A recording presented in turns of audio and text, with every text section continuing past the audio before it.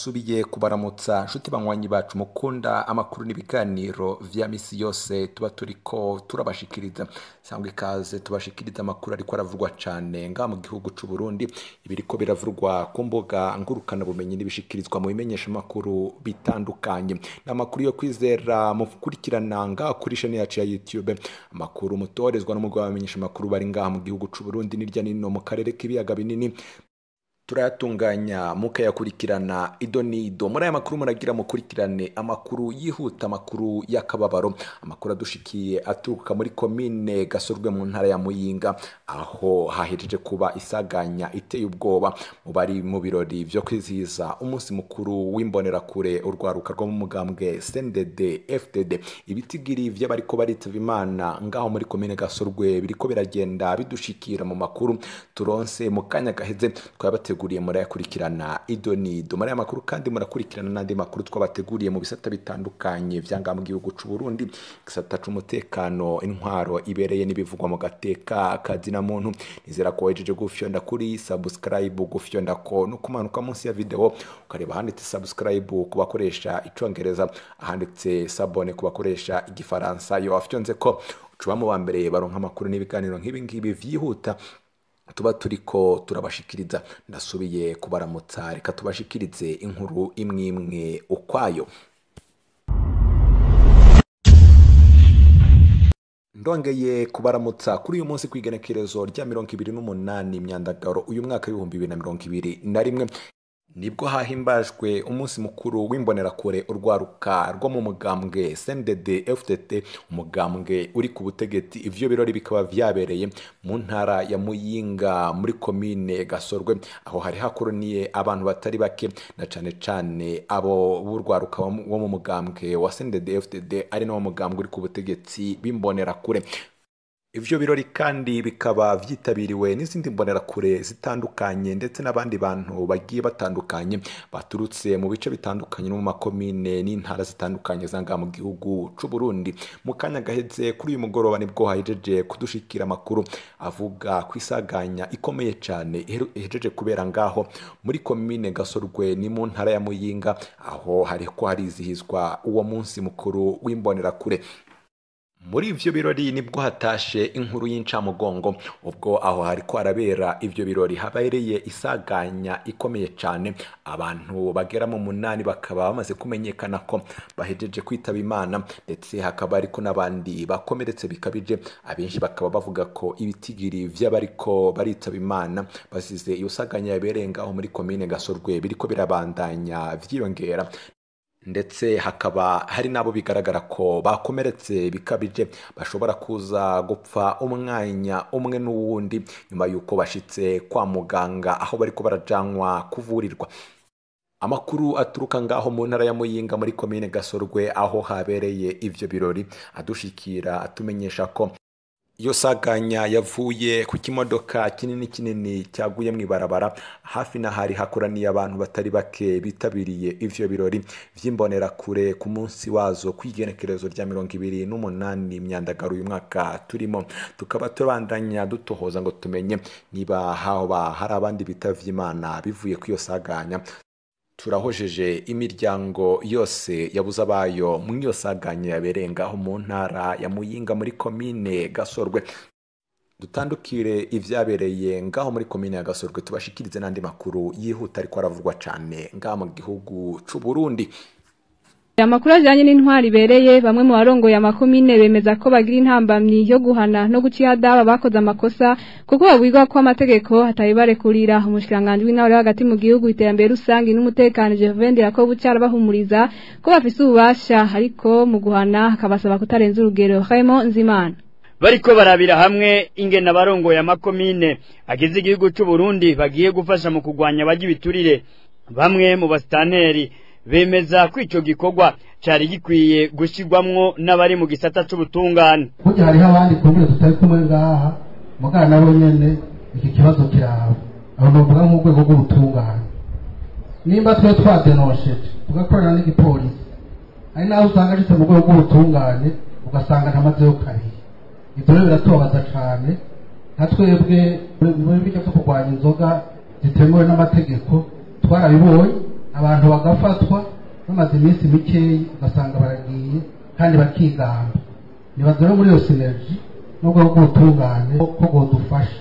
Musitanteri wa komine Gisozi intara ni Mwaro yemeje ko bamwe mu bacamanza bamubera intambamyi mu gihe afashe ingingo yo gutangisha ihadabu bamwe mu badandaza bidugiriza ibiciro uko bashatse. Aho usanga umuntu yimonogoje wagenda ukamuca amande y'ibihumbi 200 ukaza wumva abo mu butungane bavuze ngo musitanteri ngo ndafise ububasha bwo guca amande wagana ukuboye. Mugo uwo muntu yadandaje yasahuye abene gihugu amahera imiliyoni n'imiliyoni afise amadepo.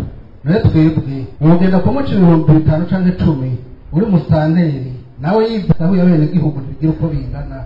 Umuntu ubona yuko ariko arasahura kandi byeruye ugaca ugomba kumukubita akanwafi gafatika bagaca bavuga ngo bifitiye uburenganzira.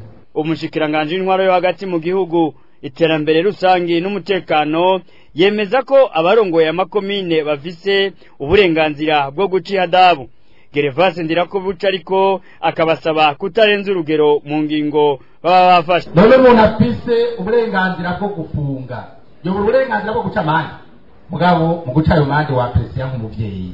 Umuvyeyi umwana yakoze ikosa uca inkoni ngufi n'uco inkoni ndende.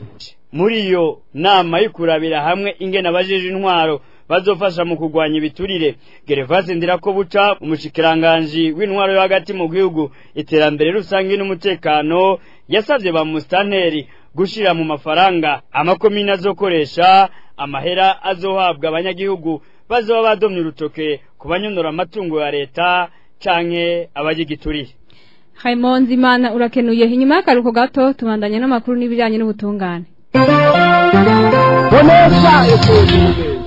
Ivyavuye mu nama rukokoma z'ubutungane vyofashije gutunganya neza igisata c'ubutungane ariko vyanigiwe mu menshi. Ivyo bivugwa na Faustin Ndikumana arongoye Parseme. Ni mu gihe abategetsi batari bake kuva mu mwaka wa 2019 berekana ko bifuza ko ubutungane busubira ku murongo. Inkuru ya Ejide Ndayisenga.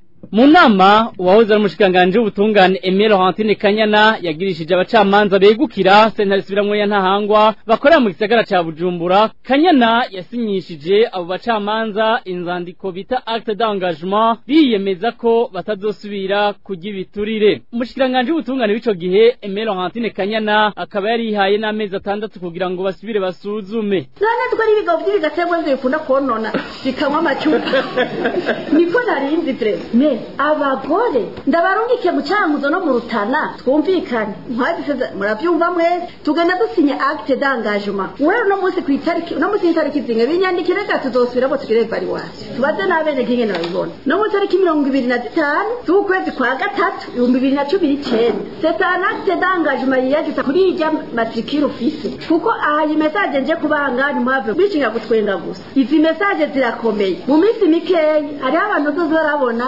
barungikati nakanaka akazi karahetahi ndarabiye muja kwitwara monone ya bene gihugu.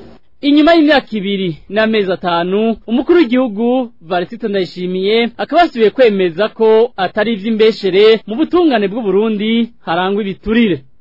Yumvire ndagenda muri komini nyene cyubahiro umukuru w'igihugu twebwe ingorane dufise ni kibazo c'abacamanza ubukene dufise tubutewe n'abacamanza umuntu ukironka urubanza utagurishije impene utagurishije inka utagurishije itongo ntugitunganiriza ubukene bwose rero ubona dufise ntuturondere twe turabakozi turakora turorora turarima mu bwango byose tubihereza mu bacamanza ubukene dufise uko nyene nose turambira ngo ntiwamuvyumva ndi mu ntara zinyuranye ngo ubukene dufise tubutewe n'abacamanza abo bacamanza batera ubukene mu gihugu bigenda gute abanyamahanga bafite imitahe yabo ntibakiza mu Burundi muca mu inama y'ingene murya amahera yabo ntaho baburana ngo nazana ry'amahera tubereke ingene duca tuyamuzuruma ntazoronka haburana mukabije inama neza nta munyamahanga kizana imitahe mu Burundi.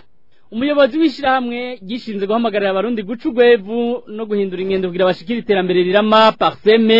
Faustin Ndikumana ababazwa nuko ivyavuye mu nama rukokoma z'ubutungane zabaye mu mwaka wa 2014 vyagumye bibitswe mu bubati kandi harimo vyinshi vyofasha kuvyura ubutungane bw'u Burundi. Bashaka kungigo twa tuti iki ni gitabo c'inzira cyo ushobora kuvyura ubutungane. Banya kuntu iyo nama iheze ico gitabo nubu naho se ugikubitije turatwirana tugasemerera nejo muri narasemeri haciye imyaka 8 yako bitakuraba ahubwo kuva ashikiriye amabanga yo kurongora ubushiranganje bw'ubutungane Janine Nibizi akaba amaze guhindurira abacamanza batari bakaho bakorera kubera amakosa akorwa mu kazi no kudakora neza akazi bajejwe ico bikoze abitura ubutungane n'ubu babandanye batakamba ko ho kwihwezwa neza ingene ubutungane bukora kuko buvugwamwo ibiturire. Edide Ndayisenga amakuru ajanye n'ivy'ubutunzi leta yari ikwiye gushigikira biboneka gisata c'abikorera utwabo kugira gifashe mu iterambere ry'igihugu bivugwa na François Xavier Mureha umuhinga akaba n'umwigisha muri za kaminuza. Dr Mureha akemeza ko iterambere rirama mu bihugu byose rishoboka mu gisata c'abikorera utwabo gishigikiwe. François Xavier Mureha agasaba leta kubahura abikorera utwabo ivyo tuma biteza imbere bagateza imbere n'abarundi tumukurikira. Mu bihugu byose kugira ngo igisata c'abikorera utwabo kije mu bisata bimwe vy'igihugu canke kije mu mitumba nivyo hari abashobora kubikora bavyitumye ariko birasaba yuko leta hejuru itanga intumbero igatanga ico umuntu yokwita priorité igatanga ico umuntu yokwita les conditions minimales pour la viabilité du secteur privé aho hantu kugira ngo rero abantu bikora utwabo babone kubahuka kugenda gukorera aho hantu ariko rero mu bihugu byose iterambere rirama rishoboka igihe abikorera utwabo bariko baratera imbere bagateza imbere n'abandi rero naho navuze yuko abikorera utwabo ku ruhande rumwe ntibashigikirwa cane